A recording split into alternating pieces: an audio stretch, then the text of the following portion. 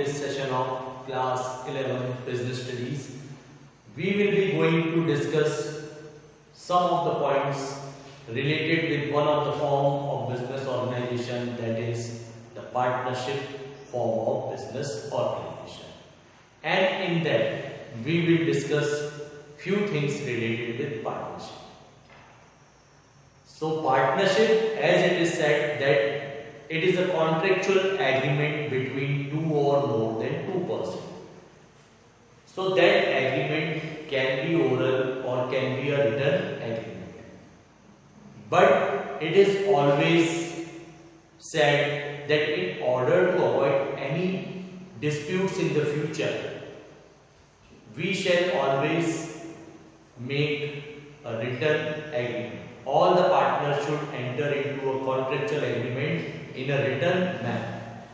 So when the contract is made for the partnership firm and all the partners, they are getting that agreement prepared and then they are signing that agreement.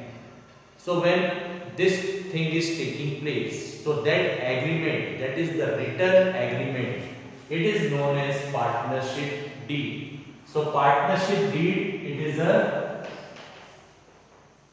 written agreement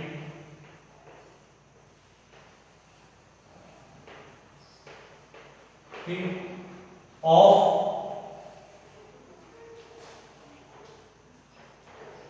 partnership firm which mention all the terms and the conditions related with the partnership business. So in this partnership deed, that is in this written agreement, what are the various things or what are the various clauses which we have to write down? So the clause that are related with the name. So when we are talking about the name clause, that is the name of the partnership firm. Okay, the complete name of your firm with whatever identity or entity you want to establish it. So you have to write the name of that firm. Then the nature of the business of the firm. What will be the nature of the business of the firm? So then you have to write the nature also, that is trading activity, manufacturing activity, what type of activities you will be doing. Then the place, that is the principal place of the business of the firm, which will be the main place of your business. Let's say the headquarter of your business, so the name of that particular place. Then duration of partnership. If it is for some specific time period or time duration, so you have to mention that duration also. Then come the name and the addresses of all the partners.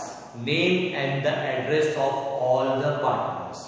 Okay. Then comes the amount of capital to be invested by each partner.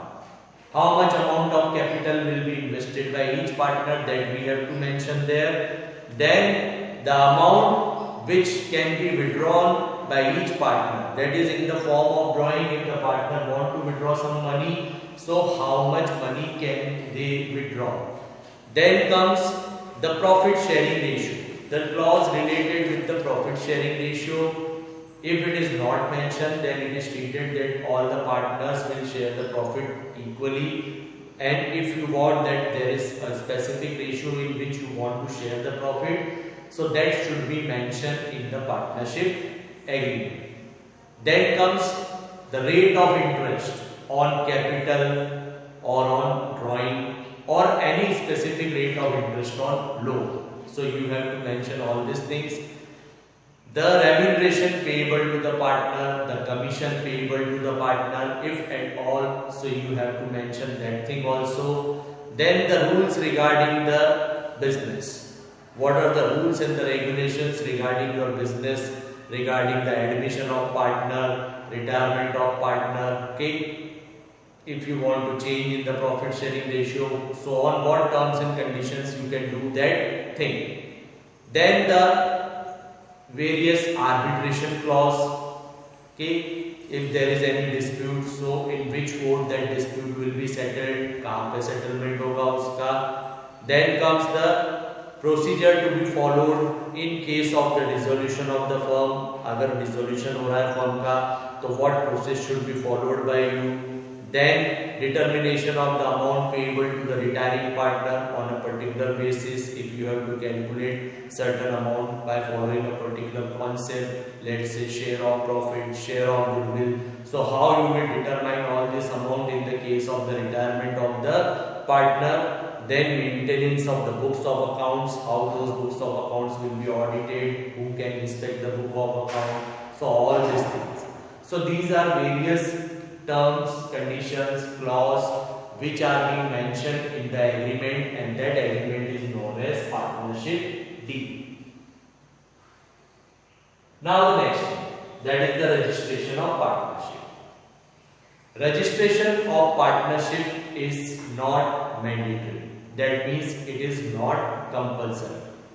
You can get your partnership firm registered. Partnership firm can be registered under the Indian Partnership Act 1932, and that also it is not mandatory for you to get it registered.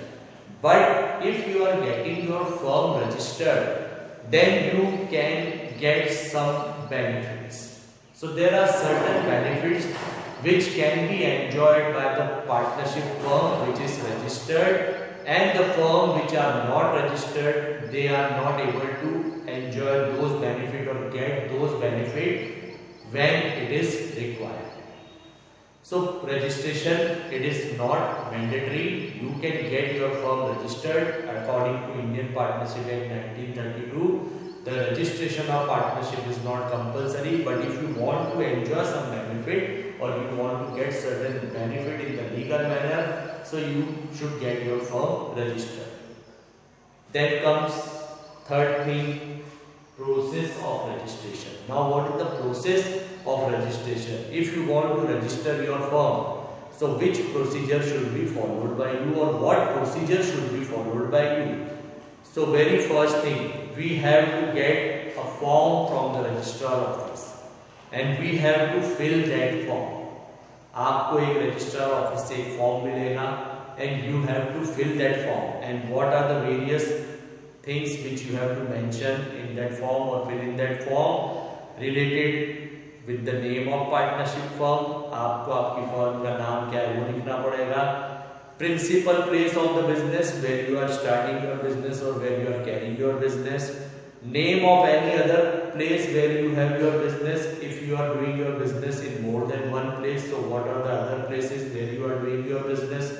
Then date of commencement of business of the firm, on which date you have commenced the business. Okay. Then date of joining of each and every partner. Her partner ने कौन-कौन सी date को आपकी firm में join किया उनकी detail. Then name of the permanent address of the partners, name and permanent address of the partner, the name of each partner and where they are living, their permanent address, and the duration of partnership firm if any. So these are some of the clause which you have to mention while filling that form. उस form को fill करते समय आपको ये वाले सारे points जो है वो मेंशन करने पड़ेंगे. After giving this form to the registrar, then it will be duly signed and verified by all the partners. So when you are giving this form to the registrar, first you have to see that all the informations what have been given by you in that form are true and fair, and it should be verified by all the partner, and then you have to pay the prescribed fees for depositing that form in the registrar office. Then after receiving the prescribed fees, the registrar states the investigation. He starts the investigation and he verifies each and everything which is mentioned there in the form. Fees देने के बाद registrar अपना काम शुरू करता है, वो investigation चालू करता है और सभी चीजों का वेरिफिकेशन करता है वो. And at the end, if he is satisfied with all the things, that all the information which are being published by you or which are being given by you in that particular form are true and fair according to the section 52 of the Indian Partnership Act 1932. ये सब चीजें सही है as per section not 52, it is according to section 58. All things are correct. And then when he is satisfied with this thing, he will issue the certificate of registration. फिर वो क्या करता है, registration का certificate issue करता है, and from that date onward it is being assumed that your firm is registered. Okay, तो ये पूरा एक प्रोसीजर होता है जो रजिस्ट्रेशन के समय आपको फॉलो करना है. Now the next thing, effects of non-registration. We are saying this thing that if your firm is registered, because it is not compulsory, and if you are getting the firm registered, then you can enjoy some benefit. So what are the effects of the non-registration? क्या होता है अगर आप firm registered नहीं करवा रहे हैं, तो आपको क्या फर्क पड़ेगा उस चीज से? So the things, no partner can file a case in the court against the other firm, other partner. कोई भी पार्टनर आपस में न तो किसी पार्टनर के ऊपर कोई केस कर पाएगा, न आपका पार्टनर किसी दूसरे फर्म के किसी बंदे पे कोई केस कर सकता है, न दूसरे बंदे पे केस कर सकता है. Firm cannot file case against any partner. Firm भी they will not be able to file the case against any partner. Then come, no partner can file a case against the firm. Okay, partner cannot file the case against firm also. एक individual की बात है कि पहला point जो था that no partner can file the case against any other partner of the firm, and collectively no partner can file the case against firm also. तो जैसे बोला firm cannot file the case against partner also, and then firm cannot file a case against any third party, but the third party can file the case against that firm if that third party is a registered party. So these are some of the legal benefits which you can get at the time of any dispute. So that's why it is said that the firm should take the registration in order to enjoy these legal benefits. Otherwise you will not be able to enjoy all these legal benefits. So these are the effects of the non-registration. So today in this session we have discussed about the partnership deed and the various segments of partnership deed. Then what is the registration of partnership and what is the process of registration, and then what are the effects of the non-registration of the partnership firm. Hope all these things are clear to you related with the concept of partnership. Thank you and have a nice day.